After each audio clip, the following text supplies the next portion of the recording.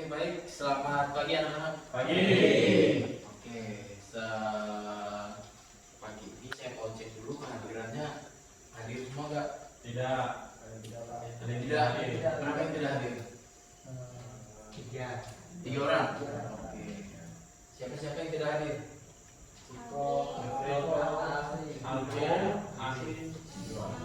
Riko, Asri. Riko apa keterangannya? Sakit. Asri? Sakit. Si siapa lagi? Siapa? Hari ini seperti yang sudah saya sampaikan, kita akan belajar tentang materi coding dan kecerdasan artifisial, yaitu pengoperasian, pengaplikasian, dan kolaborasi perangkat kecerdasan artifisial. Kira-kira kalau ngomongin coding, apa yang ada di otak kalian? Angka. Kemudian apa lagi? Bahasa komputer. Apa lagi? Bikin game, bikin aplikasi. Apa lagi? Kecerdasan artifisial kalau dalam bahasa Inggris disebut apa? AI. Kalau dalam bahasa Indonesia dibilang kecerdasan artifisial. Nah, itu dia ya. Jadi ada beberapa tadi yang kalian sebutkan ya. Ini dia tujuan pelajaran kita pada hari ini. Yang pertama, siswa dapat membedakan karakteristik kecerdasan artifisial. Kemudian siswa dapat memahami beberapa perangkat kecerdasan artifisial, dan siswa dapat mengoperasikan perangkat kecerdasan artifisial dengan fungsi sederhana untuk mencari tugas yang berkaitan dengan pertanyaan di sekolah pada umumnya. Itu ya. Kira-kira ada pertanyaan sampai sini? Tidak ada? Kalau nggak, kita lanjut. Tadi ya, ngomong-ngomong tentang karakteristik kecerdasan artifisial itu ada beberapa ya. Kalau kecerdasan artifisial, yang pertama dia apa? Tidak memiliki perasaan, hanya mengikuti instruksi. Kemudian kalau manusia Bisa berpikir sendiri dan memiliki perasaan serta kreativitas untuk berinovasi dan menciptakan ide baru.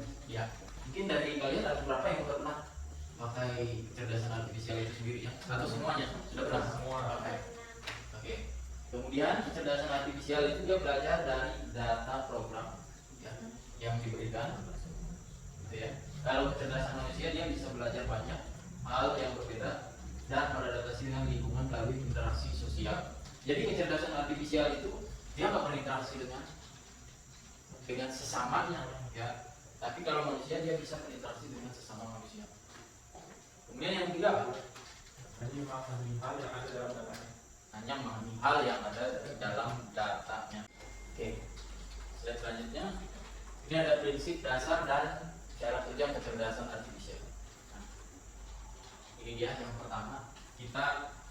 Yang pertama kita bikin masukan dulu ya. Masukan itu ada berupa data. Data itu bisa berupa pertanyaan, perintah suara, kemudian perintah teks, dan gambar. Ya. Kemudian apa yang kita inginkan tadi dia diproses di sini. Algoritma kecerdasan artifisial. Jadi dia data yang kita masukkan tadi dia diproses di sini. Kemudian dia menghasilkan suatu keluaran berupa prediksi dan output lainnya. Itu kan biasanya. Nah, kalau di ekonomi dan bisnis hubungannya dengan TikTok dan Instagram tadi, misalnya kalian sedang mencari sandal model terbaru, nanti yang sering muncul iklan sandal terus, ya kan? Atau iklan sepatu, atau iklan produk-produk lainnya. Nah, di bidang pemerintahan melalui analisis data besar big data, kemudian berbasis algoritma prediktif, banyak pemerintah di berbagai negara akhirnya mampu mengoptimalkan perencanaan kota cerdas atau smart city yang memudahkan distribusi sumber daya transportasi dan energi, serta membangun sistem manajemen penanggulangan bencana yang lebih responsif dengan kemampuan prediksi risiko banjir atau gempa yang lebih cepat dengan berpusat pada prediksi cuaca. Nah, ini dia prediksi, ya kan? Dia masih berupa prediksi. Sering kan kita dengar mungkin ada gempa di bawah laut, gempa di bawah laut, dia letaknya mungkin dia sekian magnitudo misalnya 6,7 skala Richter misalnya. Dia letak gempa bawah lautnya 10 km dari Pulau Jawa. Nah, prediksinya apa biasanya? akan terjadi tsunami ya. Itu prediksi ya, bisa terjadi bisa tidak. Biasa itu ya. Oke, selanjutnya manfaatan dalam bidang selanjutnya yaitu ada bidang pendidikan. Mungkin bisa dibaca. Orang baca yang pendidikan.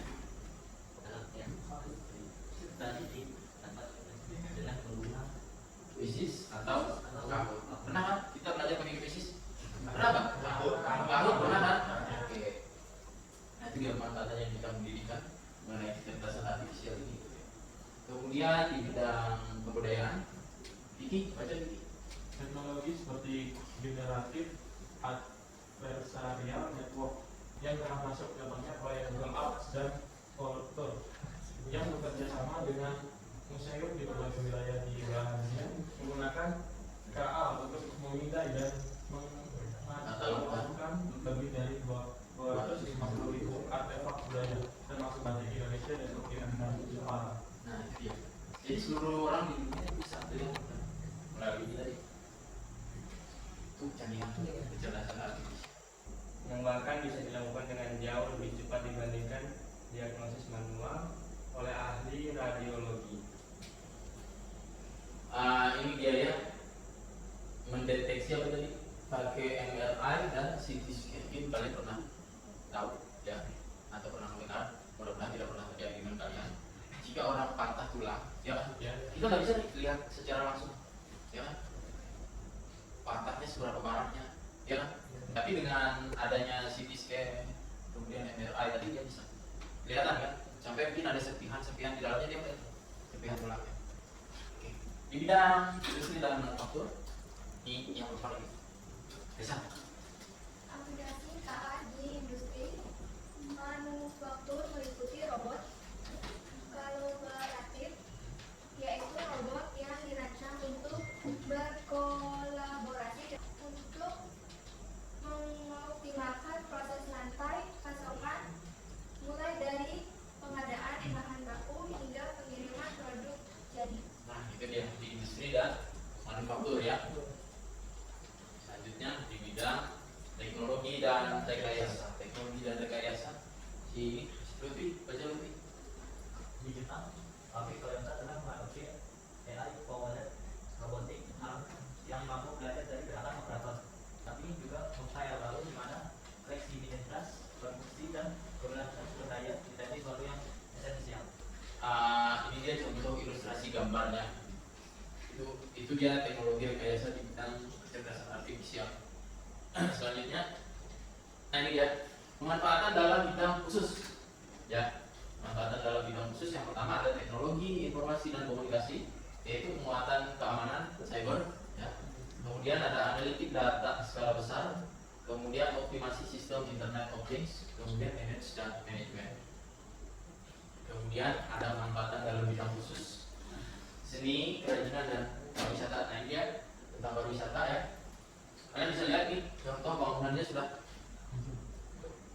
hampir hancur ya, hampir hancur. Sisa beberapa bagian saja. Nah, kemudian ini bisa di generate ya. Mungkin ada suatu aplikasi yang bisa menggenerate ini. Jadi dia bisa tampak seperti aslinya yang dulu ya. Dengan ada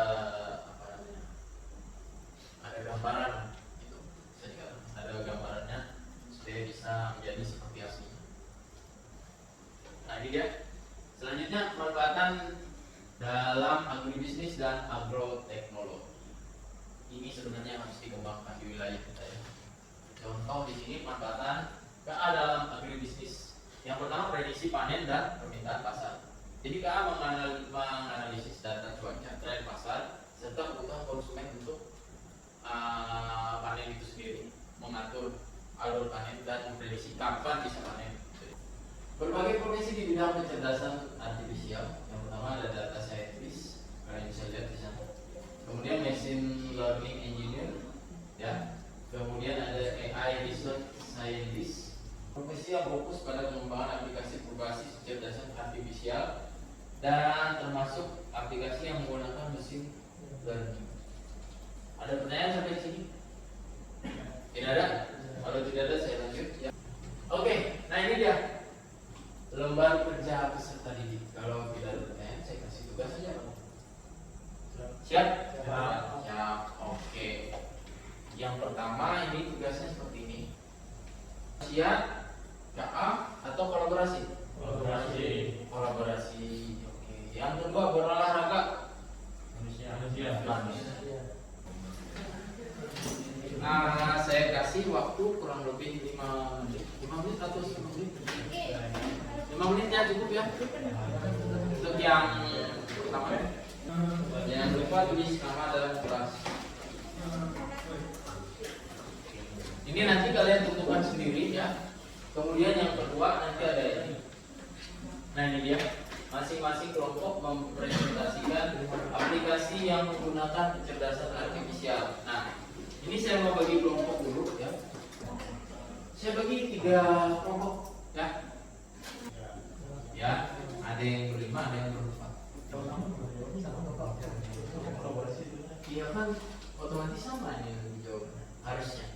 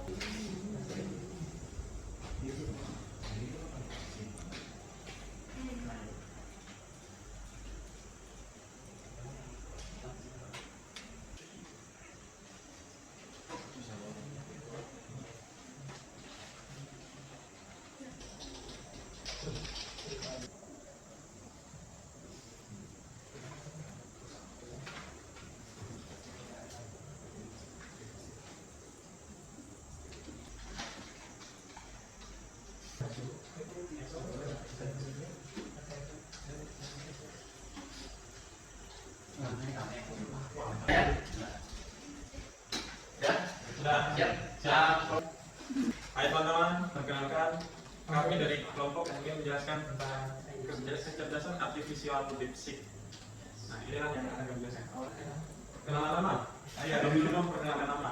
Nama saya Afif Wiswoto. Saya Muhammad. Saya Muhammad Tuti. Saya Ratu Desa Femina. Dan inilah penjelasan kami. Kita mencari dulu di pencarian Google atau di tempat yang lain seperti Google.com, mencari DeepSeek AI.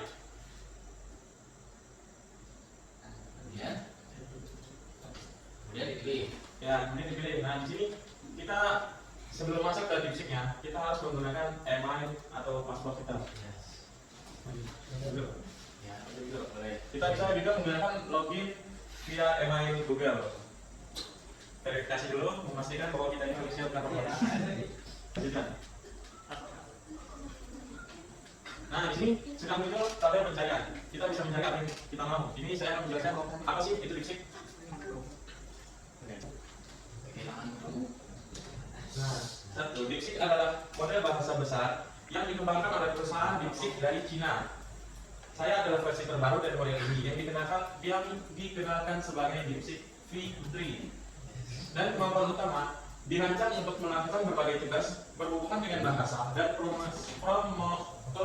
prosesan informasi seperti menjawab pertanyaan, pemahaman dan ringkas teks, terjemahan bahasa, penulisan dan penyuntingan pemecahan masalah dan analisis. Bagaimana saya bekerja? Dilatih pada data masif, proses bahasa alami, aktif.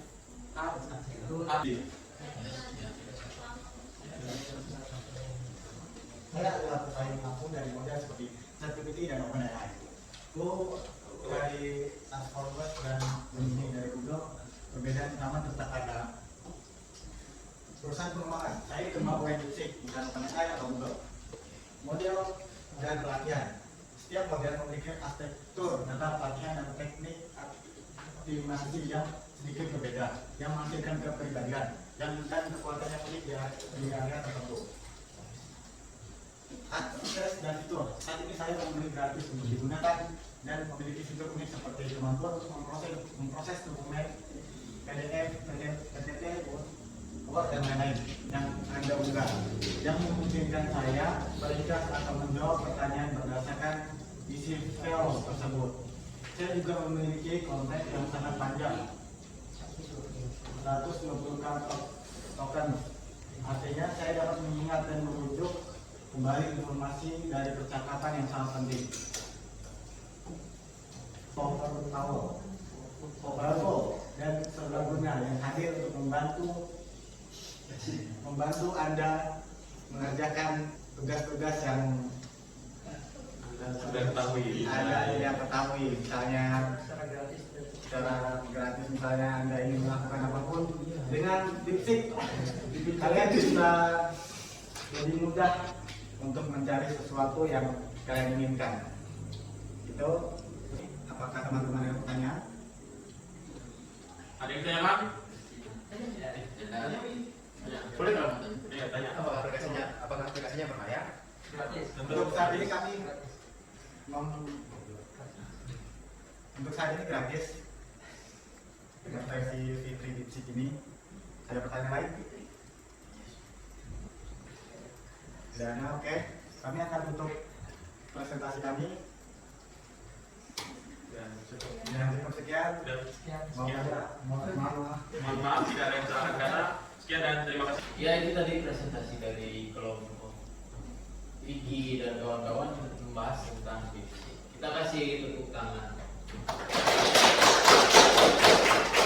Selanjutnya kelompok yang mana dulu nih? ChatGPT atau Black Box? Black Box berani maju? Berani. Oke, Black Box silakan. Siapa aku? Assalamualaikum warahmatullahi wabarakatuh. Waalaikumsalam. Kami dari kelompok yang menjelaskan tentang Black Box AI memperkenalkan diri termasuk komunitas Robi. Saya Reza, Saya Dimas Satrio. saya Dinda Prisa. Kita kami akan memulai presentasi. Oke, pertama saya akan menjelaskan Black Box AI ini merupakan website berbasis kecerdasan buatan. Apa yang diketik dulu? Yang harus diketik pertama adalah pencarian Black Box AI. Ya. Cari yang bergambar seperti ini. Oke, saya akan menjelaskan beberapa fiturnya dari Black Box AI. Yang pertama, Black Box AI ini merupakan mesin pencari yang dapat mencari apapun. Untuk pertama kita bisa login via Google atau via email juga bisa. Saya menjelaskan ya. Black Box AI adalah sistem kecerdasan buatan yang proses internalnya tidak dapat diakses atau dipahami oleh pengguna. Ini sering digunakan untuk membantu pengembangan dari berbagai alat yang didukung oleh AI dalam pengembangan perangkat lunak. Fungsi Black Box AI sangat banyak. Yang pertama, pengembangan perangkat lunak. Black Box AI menyediakan alat yang membantu mengembangkan dalam proses pengembangan kode, termasuk fitur seperti obrolan kode yang memungkinkan pengguna mengajukan pertanyaan terkait pengkodean. Yang kedua, analisis data. Sistem ini dapat digunakan untuk menganalisis data besar dan memberikan wawasan yang berguna tanpa memerlukan pemahaman dalam tentang proses internal. Yang ketiga ada otomatisasi tugas. Black Box AI dapat mengotomatisasi tugas sebagai tugas meningkatkan efisiensi dan produktivitas dalam berbagai bidang. Berarti Black Box AI ini bisa dipakai buat mengerjakan tugas. Ini merupakan salah satu fitur juga. Yang pertama sisi terang dan sisi gelap. Cara menggunakan Black Box AI. Yang pertama, integrasi dengan alat pengembang. Pengguna dapat mengintegrasi Black Box AI dengan alat pengembangan yang sudah ada untuk memanfaatkan kemampuannya. Interaksi melalui antar muka, pengguna dapat berinteraksi dengan sistem melalui antar muka yang ramah pengguna mengajukan pertanyaan dan menerima jawaban secara langsung. Pelatihan dan penyesuaian. Beberapa sistem Black Box AI memungkinkan pengguna untuk melatih model dengan data spesifik untuk meningkatkan relevansi dan akurasi. Ada beberapa kelemahan dan kelebihan dari Black Box AI ini. Kelebihannya, yang pertama, efisiensi tinggi. Black Box AI dapat memproses data dan menghasilkan hasil dengan cepat yang membantu meningkatkan efisiensi dalam berbagai aplikasi. Yang kedua, kemampuan analisis data. Dapat menganalisis data besar dan kompleks dengan akurasi tinggi, memberikan wawasan yang mungkin sulit dicapai oleh manusia. Yang ketiga, otomatisasi tugas. Mampu mengotomatisasi tugas, berbagai tugas rutin, mengurangi beban kerja manusia, dan memungkinkan fokus pada tugas yang lebih strategis. Yang keempat, adaptabilitas. Dapat disesuaikan dengan berbagai domain dan aplikasi, dari pengembangan perangkat lunak hingga analisis pasar. Yang kelima dan terakhir, pengambilan keputusan berbasis data, membantu dalam pengembangan keputusan yang lebih baik dengan menyediakan analisis dan rekomendasi berbasis data. Oke, di situ kelemahannya. Yang pertama seringkali tidak dapat dipahami, tidak menimbulkan masalah kepercayaan dan etika. Yang kedua, potensi bias. Model AI dapat mencerminkan bias yang ada dalam data pelatihan yang dapat menghasilkan keputusan yang tidak adil atau diskriminatif. Yang ketiga, ketergantungan pada data. Kualitas hasil sangat bergantung pada kualitas data yang digunakan untuk melatih model. Data yang buruk dapat menghasilkan hasil yang tidak akurat. Yang keempat, kesulitan dalam diagnosa masalah. Jika terjadi kesalahan atau hasil yang tidak diinginkan, sulit untuk mendiagnosis masalah karena proses internalnya tidak terlihat. Yang kelima, biaya implementasi. Pengembangan dan penerapan sistem Black-Box AI dapat memerlukan investasi yang signifikan dalam hal waktu dan sumber daya. Kesimpulannya, meskipun Black-Box AI menawarkan banyak manfaat dalam hal efisiensi dan kemampuan analisis, penting untuk mempertimbangkan kelemahan yang ada, terutama terkait dengan transparansi dan bias. Penggunaan yang bijak dan pemahaman yang mendalam tentang sistem ini sangat penting untuk memaksimalkannya. Ini faktanya, saya menawarkan akses gratis melalui berita dan sangat mencakup fitur-fitur penting. Selain itu ada juga opsi percobaan gratis selama 14 hari untuk pengguna baru. Berarti ini juga ada fitur premiumnya untuk lebih mendalami tentang Black-Box. Akses gratis Black-Box. Yang pertama, percobaan gratis. Pengguna baru dapat memanfaatkan percobaan gratis selama 14 hari untuk menjalani fitur-fitur Black-Box tanpa biaya. Nah, seperti yang tadi saya bilang, ada fitur premium. Meskipun ada akses gratis, beberapa fitur premium mungkin memerlukan anggaran berbayar untuk digunakan secara kesimpulannya, secara keseluruhan, Black-Box dapat diakses secara gratis dengan beberapa batasan dan pengguna dapat memanfaatkan percobaan gratis dan untuk mengeksplorasi lebih lanjut. Sekian presentasi dari kami mengenai tentang Black-Box AI. Apakah ada pertanyaan? Mungkin ada pertanyaan dari berbagai bapak. Ada pertanyaan? Tidak ada? Silahkan ditutup. Oke, itu adalah presentasi dari kami yang menyampaikan tentang apa itu AI Black-Box AI dan ada juga kelemahan dan kelebihannya. Dan mungkin itu saja. Jadi sekian presentasi dari saya dari kelompok kami. Sekian, terima kasih. Oke, kita kasih. Siap kelompok selanjutnya? Kita siap? Ya, adalah grup UKS. Silakan. Kesempatan dan waktu dipersilahkan seluas-luas. Baik, selamat siang teman-teman. Ya. Sini kami akan mempresentasikan ChatGPT. Kami akan memperkenalkan diri. Saya seperti Adriano. Baik, pertama-tama teman-teman kalian bisa membuka di bagian Google. Kalian bisa mengetik ChatGPT. Kalian bisa memilih website yang ini. Kalian bisa juga. Fitur-fitur ChatGPT lumayan banyak. Ada untuk analisis data, terus untuk mencari foto, galeri atau membuat sebuah foto. Jika kalian malas ketik, kalian bisa menggunakan quest ini untuk mencari yang ingin kalian temukan. Baik, saya menjelaskan. Apa itu ChatGPT? ChatGPT adalah sebuah chatbot AI atau kecerdasan buatan yang dikembangkan oleh OpenAI menggunakan teknologi model bahasa besar atau large language model bertipe generative pre-trained transformer atau GPT. Peluncuran dirilis pertama kali pada 30 November 2002. Versi terkini saat ini menggunakan GPT versi 5 yang diluncurkan pada Agustus 2025 dan memiliki kemampuan untuk memilih model terbaik sesuai kebutuhan secara real time. Prompt tersedia secara online melalui aplikasi untuk iOS dan Android. Apa yang bisa dilakukan oleh ChatGPT? ChatGPT bisa melakukan banyak hal berkat kemampuannya memahami dan meniru bahasa manusia, menjawab pertanyaan, membantu menulis artikel, membuat golek, dan menyelesaikan masalah. Dapat menerjemahkan teks, merangkum materi, berdiskusi, bahkan menghasilkan ide kreatif. Sudah terintegrasi dengan berbagai plugin seperti untuk pemesanan perjalanan, reservasi makan, hingga bantu coding dan web browsing. Kelebihannya sekilas statistik. Menarik perhatian global mencapai lebih dari 700 juta pengguna per minggu dalam tahun 2025. Bahkan di berbagai bidang seperti pendidikan, bisnis, hukum, dan teknologi. Kedua, keterbatasannya yaitu meskipun hebat, ChatGPT memiliki beberapa keterbatasan, yaitu halusinasi atau bisa menghasilkan jawaban dengan meyakinkan, tapi valid atau salah. Bias data, hasil respon bisa mencerminkan bias dari data pelatihan. Risiko plagiarisme dalam pendidikan, kemudian akses bisa memicu praktek tidak etis seperti menyontek atau plagiarisme. Jadi ini bisa menyontek ya. Masalah privasi dan etika. Ada tantangan terkait keamanan data, privasi dan etika penggunaan AI.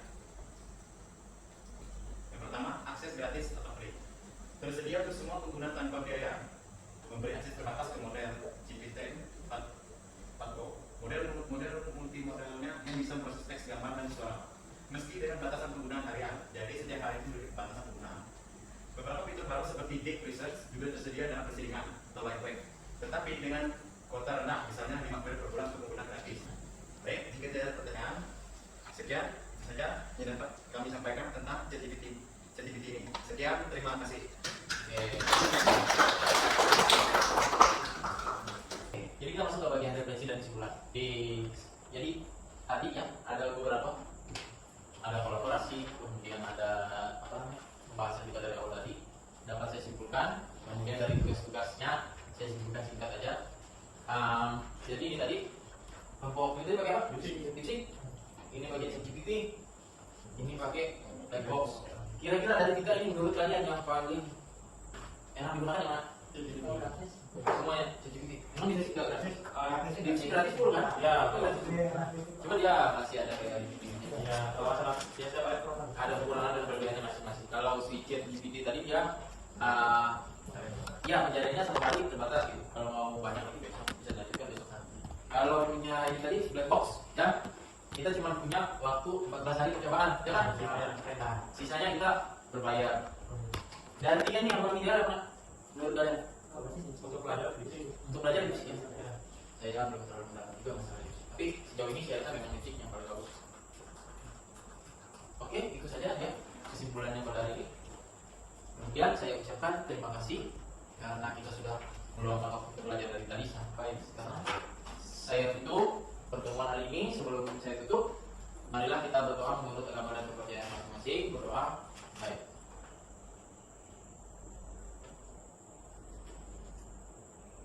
Berdoa selesai.